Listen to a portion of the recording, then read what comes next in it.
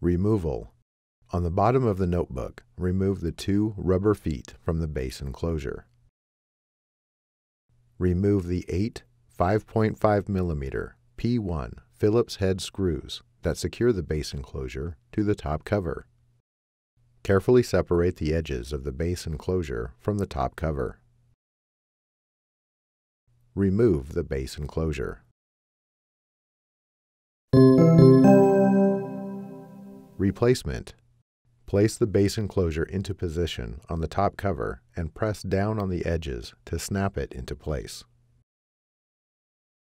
Replace the 8 5.5 mm P1 Phillips head screws that secure the base enclosure to the top cover.